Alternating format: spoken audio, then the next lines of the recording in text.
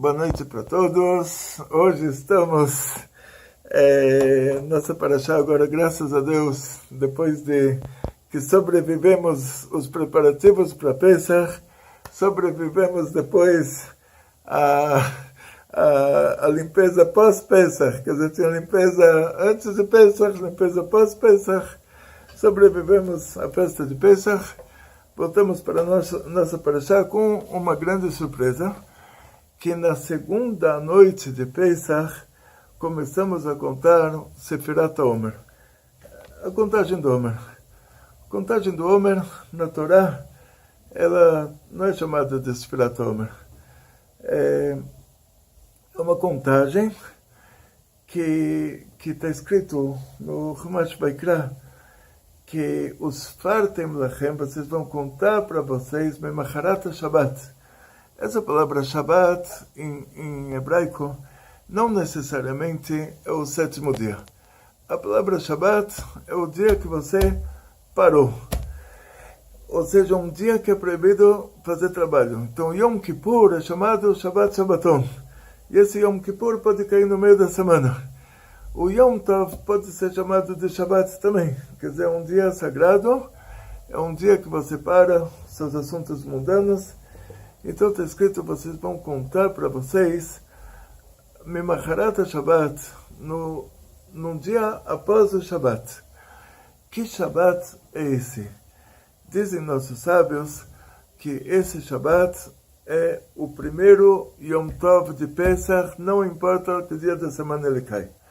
Memacharat Shabbat, quer dizer, o dia de amanhã após o Shabbat, quer dizer, o dia de amanhã após o primeiro dia de Pesach. Ou seja, a partir da segunda noite de Pesach, a primeira noite de Pesach é o Leil HaSeder, a segunda noite de Pesach é a noite que a gente começa a contar Sefirat Omer. Aqui no Brasil era a segunda noite de Pesach e também contamos na Tefilá Sefirat Omer. Por que a gente chama ela de Sefirat Omer? Porque ela é ligada, ela começa no dia que é feita outra mitzvah de colher o Korban Omer, o sacrifício do Omer. O que é esse sacrifício do Omer? Nós sabemos que antes de ter proveito de alguma coisa, a gente tem que oferecer isso para Hashem, antes da gente ter o nosso próprio proveito. Ou seja, se a gente ganha o salário, antes de eu gastar o meu dinheiro, eu vou tirar tzedakah. Eu vou dar tzedakah. A gente vai comer agora um pão da nova colheita.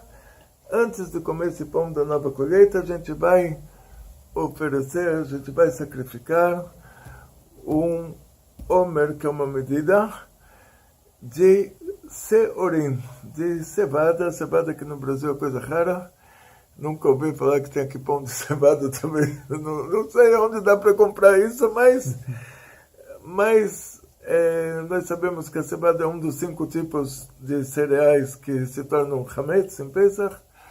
Então, a colheita da cevada para o Korban Omer, para o sacrifício do Omer, vai acontecer uma noite após o Leil HaSeder.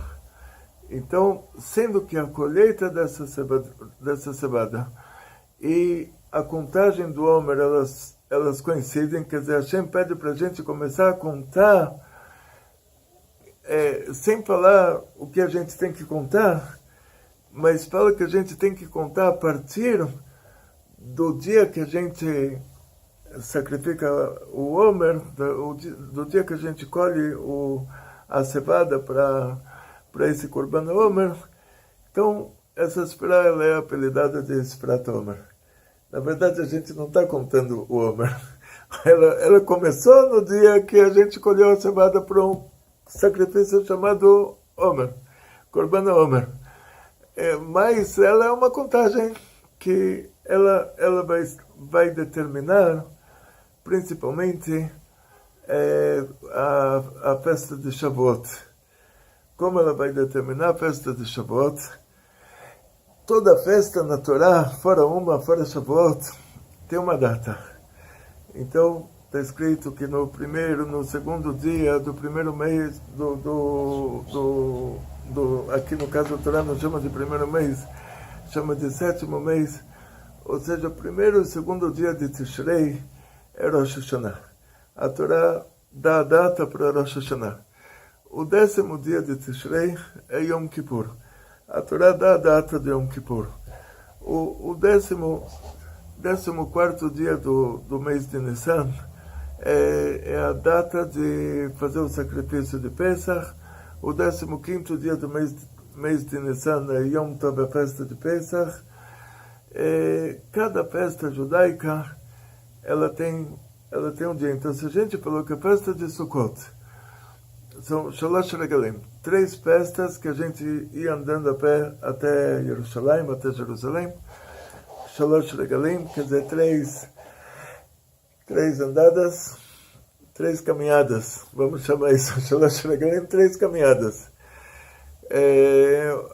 Essas 3 festas que a gente ia caminhando até Jerusalém são Pesach, Shavuot e Sukkot.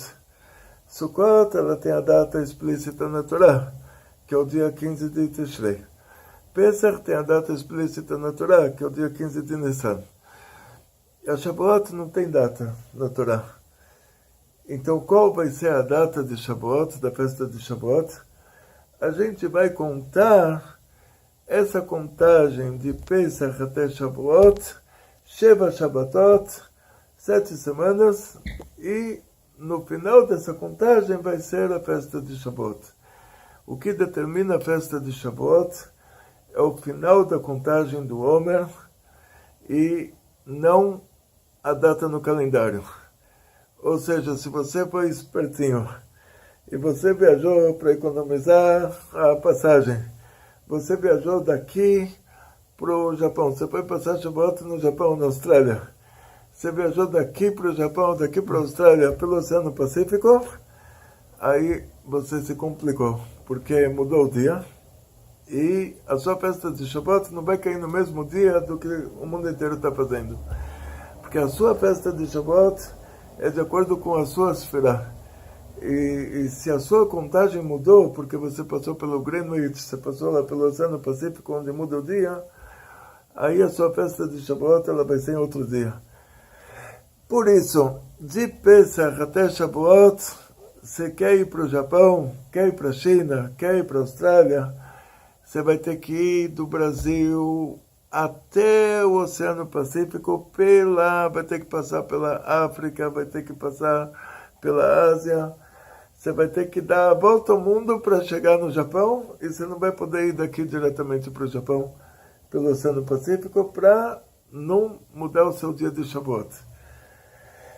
Então, dissemos assim, que foi feito o Korban HaOmer. Essa esfirá, ela começou no dia que a gente colheu a cevadinha para fazer o Korban HaOmer. Essa esfirá, ela não tem a ver ela começa no dia que a gente colheu a cevadinha para o Korban HaOmer, mas o foco dela é a gente chegar na festa de Shavuot. Ou seja, o foco dela não é o Omer, ela é chamada Esfirat Omer o tempo todo, mas o foco dela é Shavuot. A gente deveria chamar ela de Esfirat Shavuot, não de Esfirat Omer. Só que por causa que ela começa no dia da colheita do Korban Omer, ela é chamada de Esfirat Omer. Essa Esfirat Omer, o que ela tem de importante, que cada dia nós vamos falar uma esfirá diferente. Nós sabemos que as esfirot lá em cima são 10. Essas 10 esfirot lá em cima está escrito quando Deus criou o homem, Deus falou, façamos o homem. Para quem ele fala, façamos o homem? Deus vai criar um homem, façamos o homem a nossa imagem e semelhança. Com quem ele está falando? Dizem nossos sábios que antes de criar o homem, Deus criou os anjos. E esses anjos, eles vão ser responsáveis por nós. Eles vão montar um tribunal divino que vai fiscalizar as nossas ações. Eles vão interagir com a gente. Então não é bonito Deus, assim, Deus por humildade, antes de nos criar que a gente vai dar trabalho para esses anjos, antes disso ele falou para os anjos, vamos fazer o homem. E a nossa imagem e semelhança. E depois nos 10 mandamentos, está escrito que você não viu nenhuma imagem, nenhuma semelhança. Então, que imagem e semelhança é essa que não é a imagem e semelhança material? Se você fala que Deus tem uma aparência material e Ele criou o homem de acordo com essa aparência material, isso pelo judaísmo é idolatria. Idolatria pelo judaísmo é uma das 3 transgressões que você tem que morrer e não fazer. O povo de Israel morreu nas cruzadas, na Inquisição, morreram queimados em praça pública para não fazer idolatria, e agora você chega e fala que Deus tem forma humana. É um absurdo. Nos 10 mandamentos está escrito explicitamente, você não viu nenhuma forma.